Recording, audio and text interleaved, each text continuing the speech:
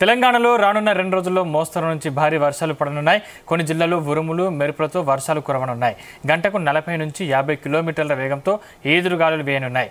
ముఖ్యంగా హైదరాబాద్, రంగారెడ్డి, మల్కాజ్గిరి, మెదక్, కరీంనగర్, పెద్దపల్లి, ఖమ్మం, నల్గొండ జిల్లాలో మోస్తరు వర్షాలు పడవచ్చని తెలుస్తోంది.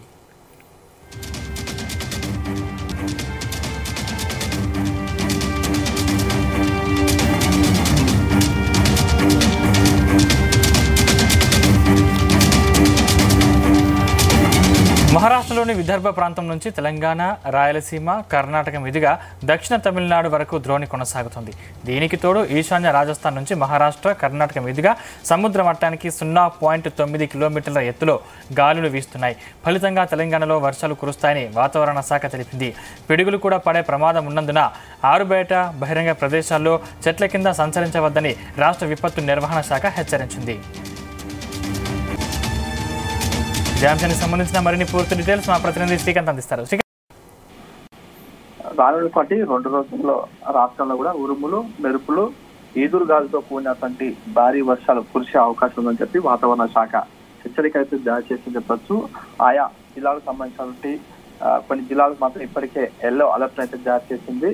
సుమారుగా గంటకు 40 నుంచి 50 కిలోమీటర్ల వేగంతో కూడా ఈదురుగాలులు వీసే అవకాశం ఉందని చెప్పి వాతావరణ శాఖ హెచ్చరిక జారీ చేసింది. అందులో ప్రధానంగా చూసుకునే మాత్రం ఇటు కొత్తగూడెం, ఖమ్మం, హైదరాబాద్, మేడ్చల్, మల్కాజ్గిరి, కామారెడ్డితో పాటు మరి కొన్ని జిల్లాల్లో కూడా 30 నుంచి 40 కిలోమీటర్ల వేగంతో కూడా గాలులు వీస్తూ కూడా వర్షాలు పడే అవకాశం ఉన్నట్టుగా వాతావరణ శాఖ అయితే చెప్పింది. అందులో మరికొన్ని జిల్లాలు చూసుకుంటే మాత్రం ఇటు నిజామాబాద్, జగిత్యాల, రాజన్న సిరిసిల్ల, కరీంనగర్, పెద్దపల్లి, భువనగిరి, వికారాబాద్ తో పాటు మరికొన్ని జిల్లాలు కూడా జోరుగా వర్షాలు పడతాయని చెప్పి హెచ్చరిక జారీ చేస్తుంది. మరోవైపు గత 2-3 రోజుల నుంచి కూడా వర్షాలు అయితే కూడా కొన్ని ప్రాంతాల్లో పడుతున్నాయి. ఎక్కువ కూడా ఏజెన్సీ ప్రాంతమైనటువంటి ప్రాంతాల్లో అకాల వర్షాలు కూడడంతో కూడా ఇటు రైతులు మాత్రం తీవ్ర ఇబ్బందులు ఎదుర్కొంటున్నారు. ముఖ్యంగా ఇక్కడ పట్టణ ప్రాంతాల్లో చూస్తే మాత్రం హైదరాబాద్ తో పాటు మరికొన్ని పట్టణ ప్రాంతాల్లో కూడా చూసినటువంటి భారీ వర్షాలు మాత్రం ప్రజలు తీవ్ర ఇబ్బందులు ఎదుర్కొన్నటువంటి పరిస్థితి కనిపిస్తుంది. మరోవైపు కూడా మరో 2 రోజులు మాత్రం ఇదే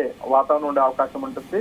సాధారణ వర్షం నుంచి కూడా భారీ వర్షాలు కురిసే అవకాశం ఉన్నట్టుగా ఓవైపు చెప్తున్నటువంటి క్రమంలో కూడా మరికొన్ని జిల్లాల్లో మాత్రం ఎక్కువ కూడా వర్షాలు కురిసే అవకాశం ఉంటుంది. కాబట్టి ఆయా ప్రాంతానికి ఎల్లో అలర్ట్ కూడా జారీ చేసినటువంటి సిచ్యువేషన్ అయితే కనిపిస్తుంది. అదేవిధంగా ఇక్కడ ఉన్నటువంటి మన తెలుగు రాష్ట్రాలే కాకుండా ఇక్కడ ఉన్నటువంటి మహారాష్ట్ర నుంచి విదర్భ ప్రాంతం నుంచి కూడా తెలంగాణ, రాయలసీమ, కర్ణాటక మీదుగా మాత్రం ఈ యొక్క దక్షిణ తమిళనాడు వరకు కూడా ద్రోణి అయితే కొనసాగుతుంది. ద్రోణి ప్రభావం నేపథ్యంలో కూడా ఇటు ఈశాన్య రాజస్థాన్, మహారాష్ట్ర, కర్ణాటక మీద కూడా సముద్ర మట్టానికి అయితే కూడా ఏతుందో కూడా ఎక్కువ కూడా ఎత్తులో కూడా గాలులు వీస్తున్నాయి. ఫలితంగా కూడా తెలంగాణలో కూడా వర్షాలు కూడా భారీగా చూస్తాయని చెప్పి వాతావరణ శాఖ ఓవైపు చెప్తుంది. అదేవిధంగా ఇప్పుడున్నటువంటి గత కొద్ది రోజు నుంచి కూడా ఎండలైతే సుమారుగా 47 డిగ్రీల పైగా కూడా ఉష్ణోగ్రత నమోదవుతున్న క్రమంలో కూడా గత 3-4 రోజుల నుంచి కూడా పడినటువంటి వర్షాల నేపథ్యంలో కూడా ప్రజలు మాత్రం కాస్త ఊపిరి తీసుకున్నారని చెప్పొచ్చు. మరోవైపు కూడా మరో 2 రోజుల పాటు వర్షాలు కురిసే అవకాశం ఉంటుంది. కాబట్టి